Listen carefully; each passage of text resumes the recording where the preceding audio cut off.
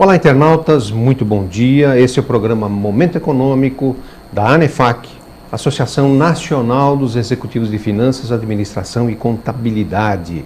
Hoje, 8 de junho, uma segunda-feira, e nós vamos tratar de um assunto muito interessante, a questão da inovação no Brasil, que nós estamos devendo muito de inovação e precisamos de muita inovação.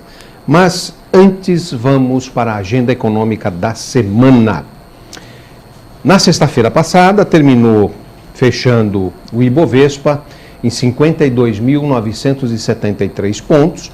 Na semana passada uma alta de 0,40%. O dólar fechou na sexta-feira a R$ 3,15, uma pequena queda em relação à semana anterior. A Selic foi para 13,75 na semana passada. Essa semana será divulgada a ata do Copom, daquela reunião da semana passada, e deve trazer indicações sobre os próximos passos da política monetária. O mercado acredita que ainda há espaço para mais aumentos na taxa Selic. Sairá também o IPCA de maio. O mercado está esperando um valor ao redor de 0,60% positivo. Se confirmar esse valor, nós deveremos ter uma inflação anualizada da ordem de 8,30%, 8,40%, muitíssimo acima da meta, que é 4,5%. Na área internacional, deverão sair vários indicadores econômicos da China, com destaque para a produção industrial. E na zona do euro, o PIB do primeiro trimestre será divulgado. Acabou de sair a pesquisa Focus. Com relação à inflação 2015, a semana passada, era previsto uma inflação de 8,39% pelo mercado, agora está prevendo 8,46%, quer dizer, bem próximo de 8,5%. O PIB de 2015, a semana passada, a projeção do mercado era negativa em 1,27%, agora negativa 1,30%. Selic fechamento 2015 mantém os 14%. Selic fechamento 2016 mantém os 12%. Com relação à balança comercial, aumentou um pouquinho. A semana passada, a perspectiva do mercado era um fechamento positivo de 3 bilhões de dólares, agora 3 bilhões e 100 milhões de dólares.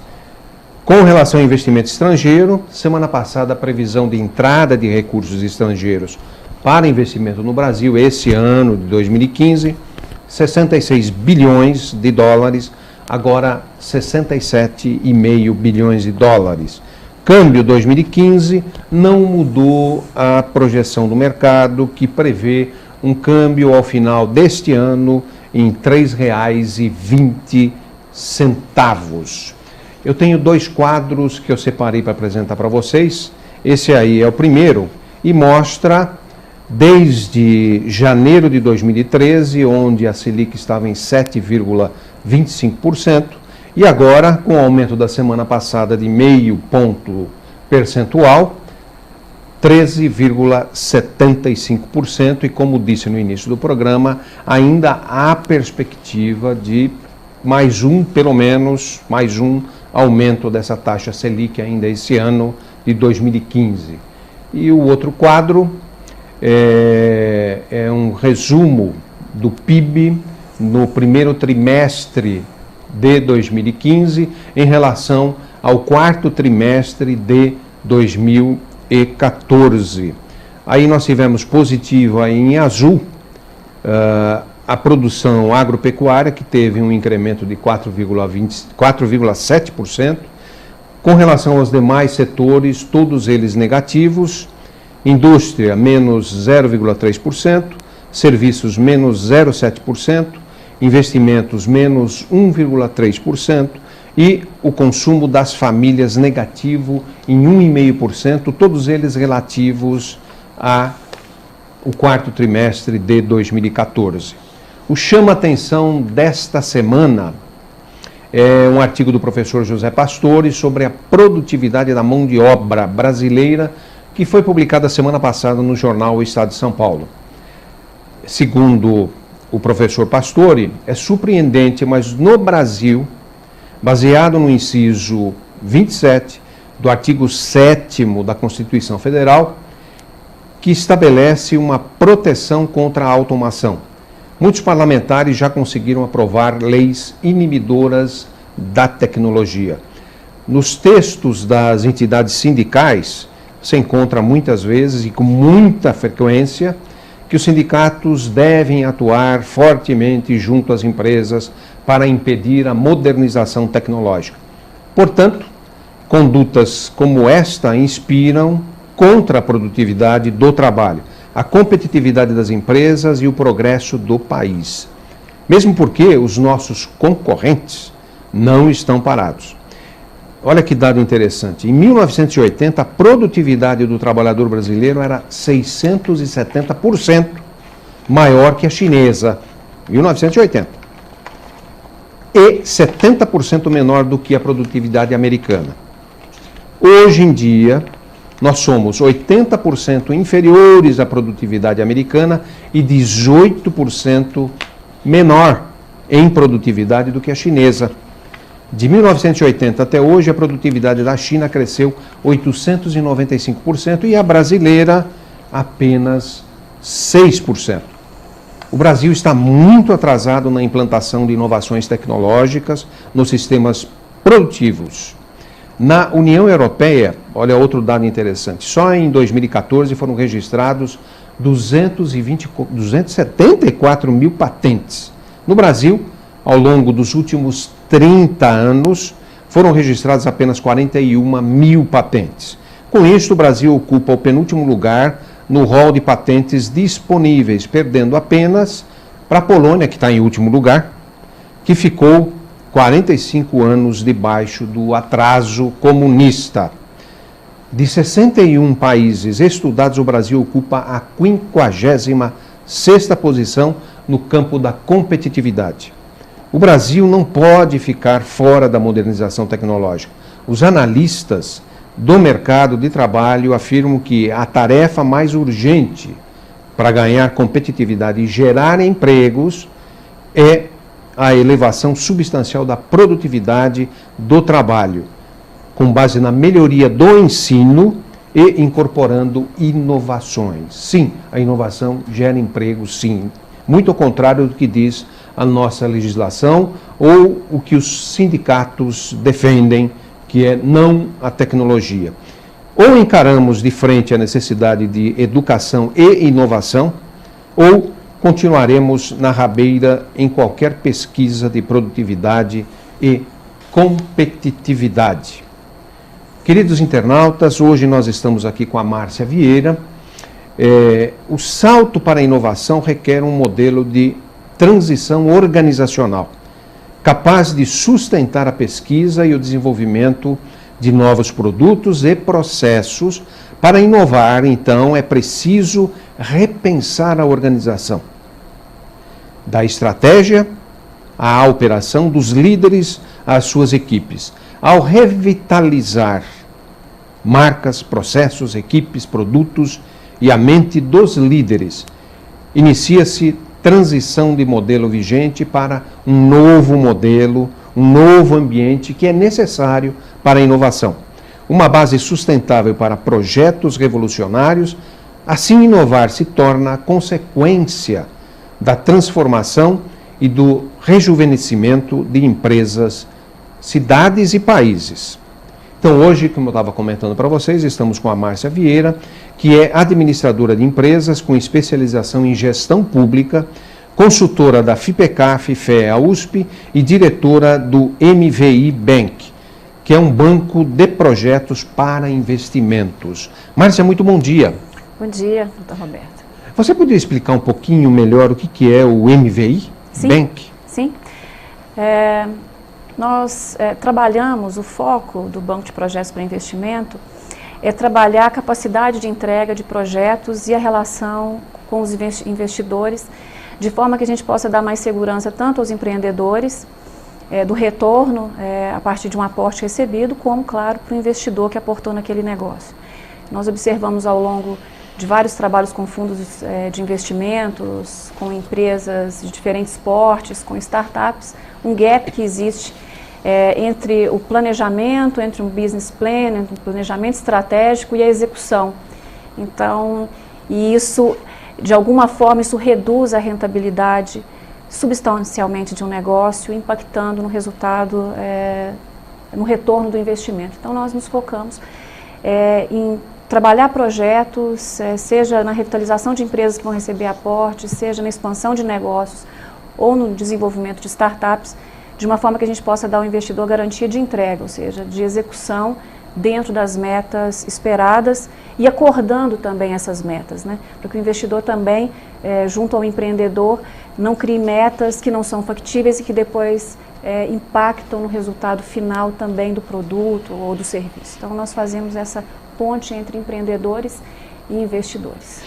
Márcia, na parte introdutória eu estava comentando um artigo do professor Pastore e realmente assusta aqueles dados que são informações que estão aí, só pesquisar esses números aparecem.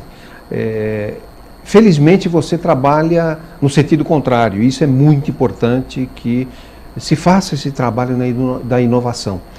Você teria alguma coisa a comentar sobre isso que o Pastore falou? Sim, reforçando também, né? Na semana passada a Folha de São Paulo publicou a produtividade do brasileiro em relação à produtividade de trabalhadores em outros países, comparando aos americanos. Então, o dado assusta, porque a média de produtividade de um trabalhador americano é 4 vezes maior que a média do trabalhador brasileiro. Então, a produtividade é algo para ser analisado de uma maneira ampla, não é? Porque se nós pensarmos na operação de uma fábrica, nós já vamos ver que ali já há razões suficientes para nós identificarmos uma série de quesitos que minam a produtividade, né? Nesse mesmo artigo, muito interessante, foi citado que às vezes nas fábricas, apenas mudando os equipamentos de lugar, isso já impacta no resultado, na produtividade, porque às vezes as ferramentas estão distantes e são coisas tão elementares.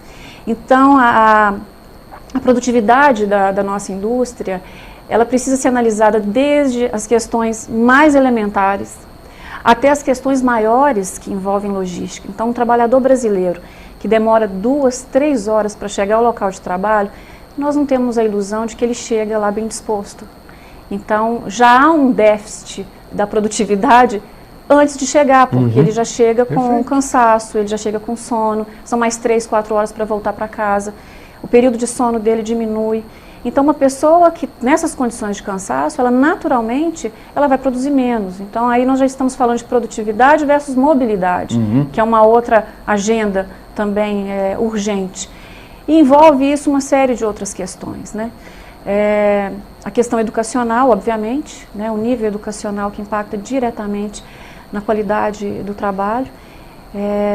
E nós ainda temos uma legislação, e mais do que uma legislação, uma mentalidade um pouco obsoleta quando o assunto é tecnologia. Nós ainda temos medo, que é um medo natural, em toda transição é um medo natural, né?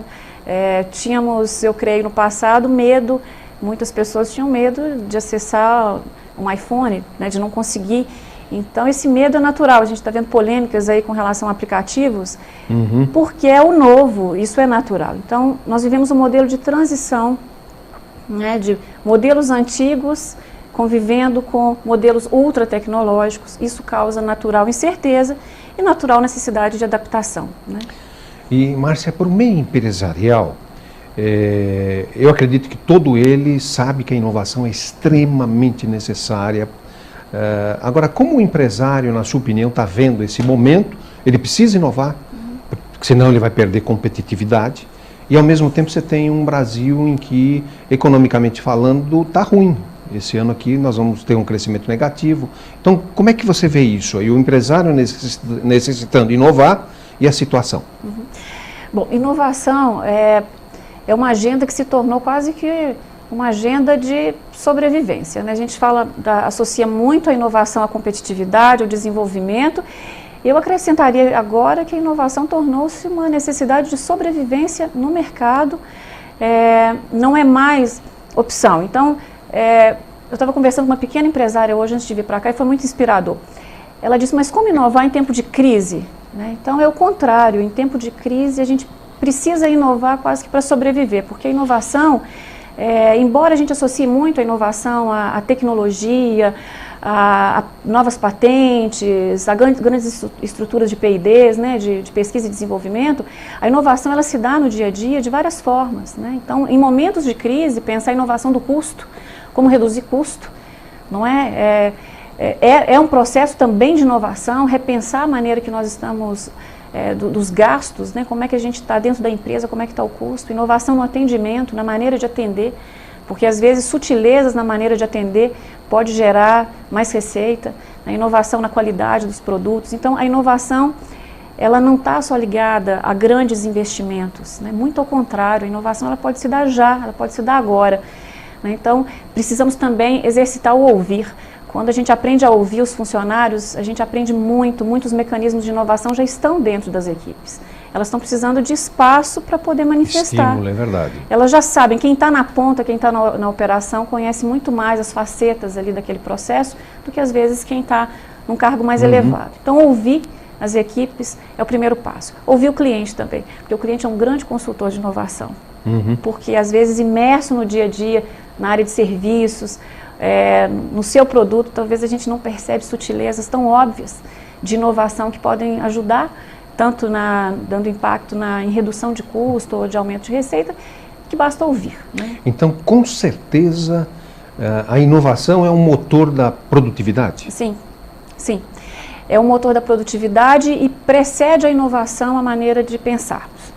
Então, a inovação, que é a melhoria, vamos dizer assim, as novas formas de realizar os processos, de produzir, enfim, de desenvolver novos produtos, ela parte da maneira de nós pensarmos o nosso negócio. E quando eu digo pensar o negócio, é pensar também o setor público, é pensar também as organizações da sociedade civil, é pensar também as cidades. Então, antes de criarmos grandes mecanismos, processos, estratégias de inovação, a gente precisa pensar a inovação e precisa sentir inovação. E às vezes ela é mais simples do que a gente acredita. Né? É algo que é de dentro para fora. A inovação apenas desenhada, a inovação apenas com investimento, ela não é suficiente se ela não estiver dentro, no íntimo de uma organização, né, de suas equipes e dos líderes. Né? E dos líderes. Por isso que a gente fala dos processos de revitalização. O novo não cabe no velho. Então, uma organização que deseja desenvolver projetos de inovação, ela precisa repensar o seu todo. Ela precisa pensar, e pensar o todo não é tão complexo, é você ouvir o que está acontecendo no todo da sua organização, né? Os líderes entenderem o mapa da sua organização primeiro. E como comentamos, o rejuvenescimento de uma organização, através da revisão do seu modelo, ela é o primeiro passo para uma inovação sustentável. Aí não são projetos isolados de inovação, a inovação passa a ser parte integrante de uma organização rejuvenescida. Aí a inovação combina. Né? O Peter Drucker ele fala muito bem isso. O novo pertence a outro lugar, ele não pertence aos modelos arcaicos. Então a gente primeiro precisa pensar a organização como um todo, se reinventar, porque a inovação ela vem. Aí há espaço para a inovação. Márcia, eu preciso pedir licença a você e aos internautas. Nós vamos a um rápido intervalo e já voltamos.